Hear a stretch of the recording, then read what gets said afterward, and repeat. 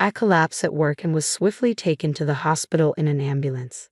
The tests revealed a serious illness, requiring emergency surgery immediately. Feeling anxious, I called my husband.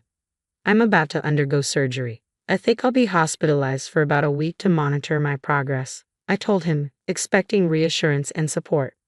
A week, huh?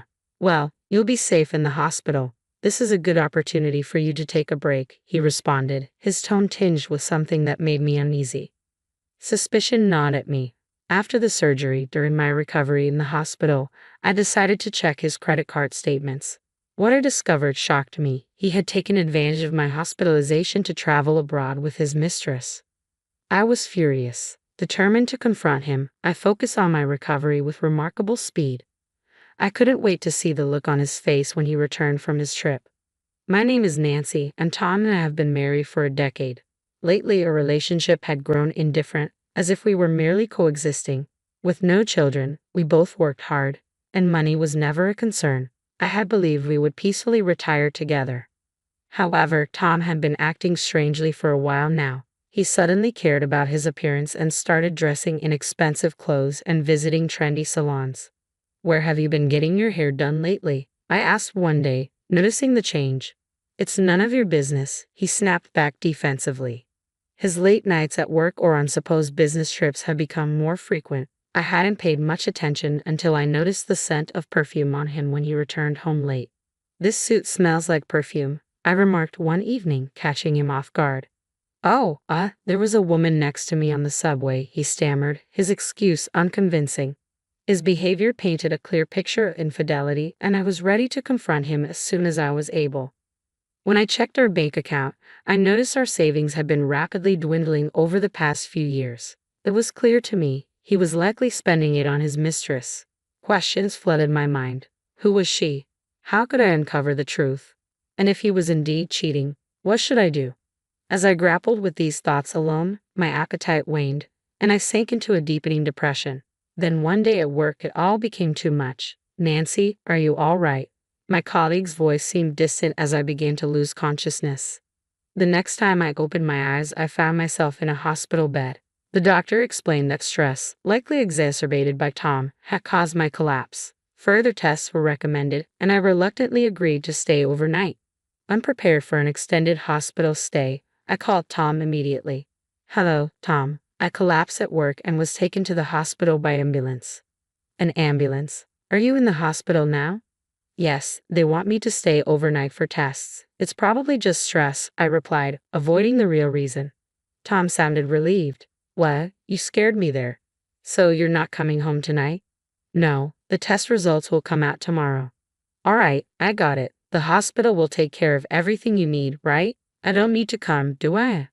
Hurt by his lack of concern, I insisted. I want you here to hear the results with me tomorrow.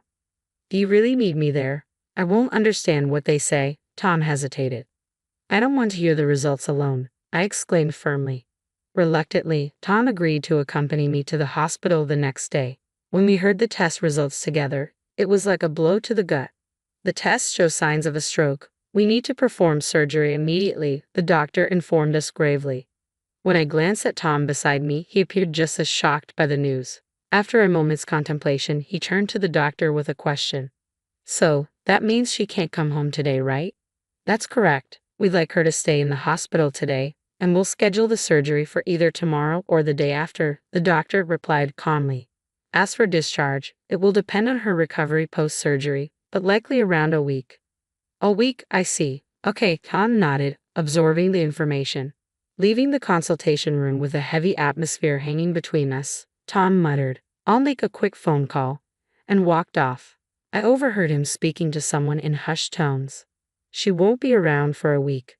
This might be our chance, he said before returning to me. As he hastily prepared to leave, I tried to stop him. Wait, hold on. Aren't we going to discuss?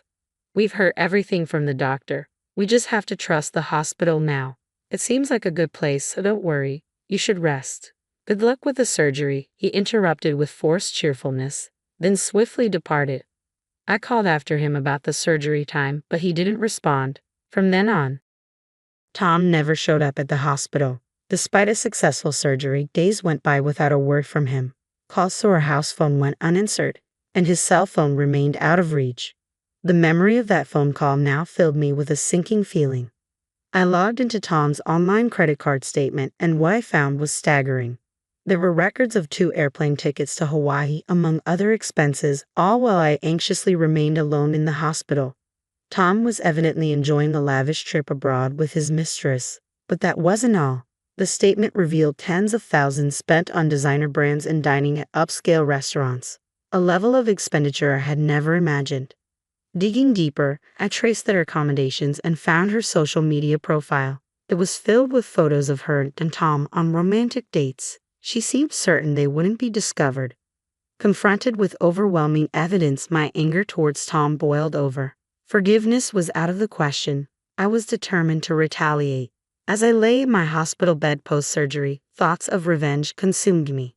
Eventually, a plan formed, and with it, a newfound surge of energy unlike anything I had felt before. Before the surgery, anxiety had nearly crushed me. Now, my anger had transformed into a driving force. My sole focus was on recovering quickly to execute my revenge. Even the doctor who monitored my progress post-surgery was astonished. This recovery is remarkable. It's rare to see someone bounce back so swiftly, they remarked, with a faint smile.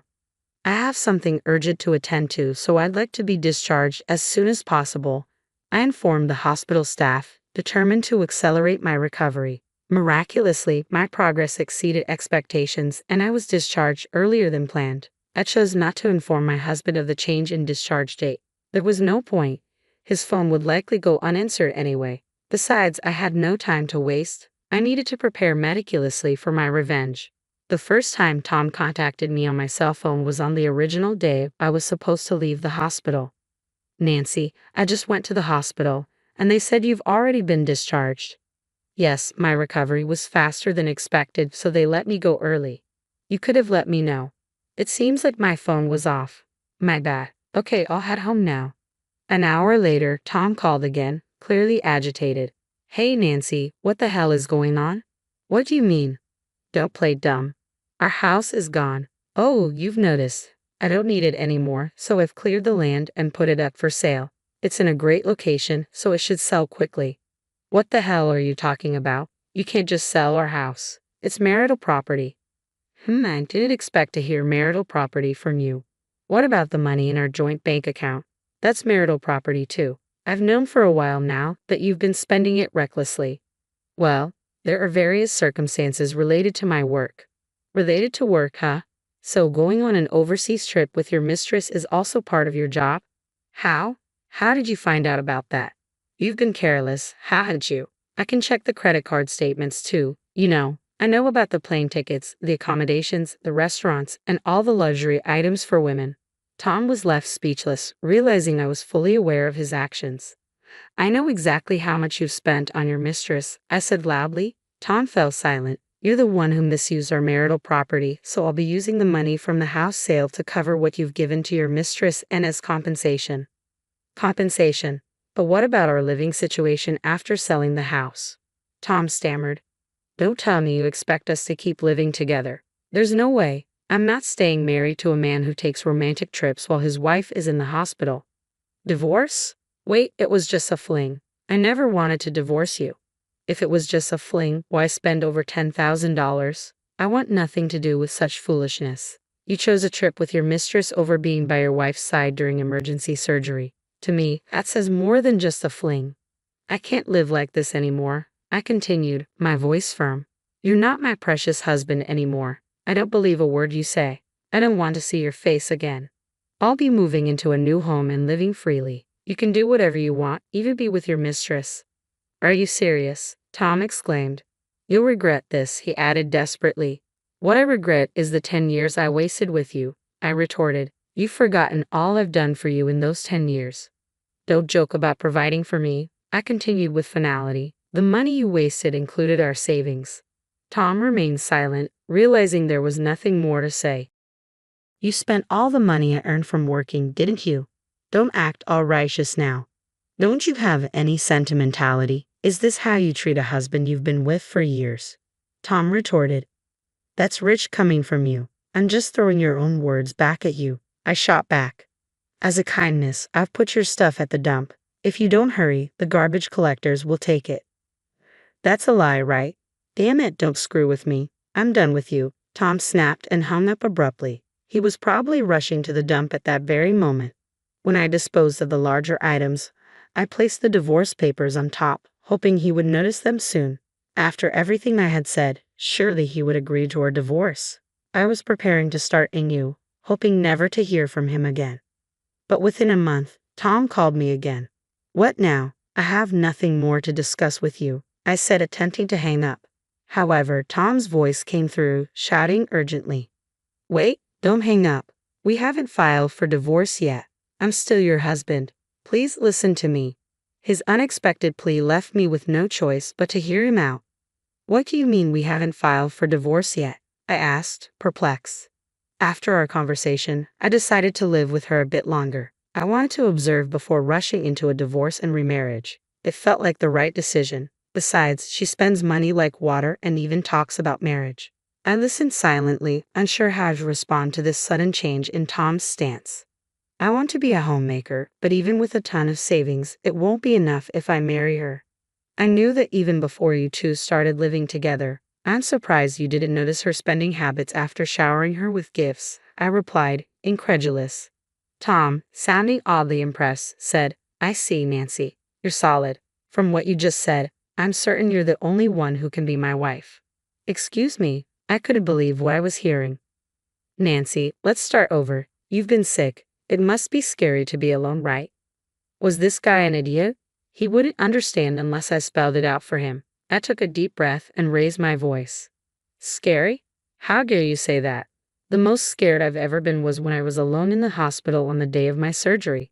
Even when I was trembling with fear before the surgery, even when I was enduring the pain afterward, you weren't there for me. I'm really sorry about that. I wasn't thinking straight. It's not just that time, is it? After all this, cheating on me. How can you say that? A lot has happened, but I can't do without you. You feel the same way, don't you? That's why you've been with me for 10 years, isn't it? Stop talking nonsense. I'm certain that I can't continue with you after what happened, I said firmly. I can't even imagine spending my life with someone I can't trust. So you don't want to give it another try? No, not at all. What about my feelings? My affection for you disappeared a long time ago. I still had feelings for you as a family member and thought we could spend the rest of our lives appreciating each other. But you trampled on those feelings. Tom fell silent. I left him with these final words. But I do have one thing to thank you for. Finding out you were cheating made me so angry that I felt like I couldn't afford to be sick. I decided to level the house and sell it before you returned from your affair. What the hell is that? Thanks to you, I recovered surprisingly fast. Even the hospital doctors were shocked. It seems my anger towards you became my motivation to keep going. So, thanks for that. Nancy, think this is over? No. Go to hell with your mistress. Goodbye.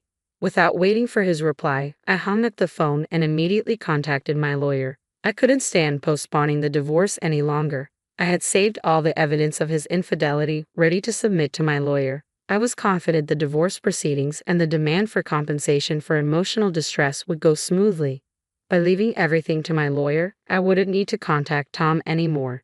To ensure he couldn't call me, I even changed my phone number. I doubted he would dare come to my workplace, but I had informed my colleagues about the situation just in case.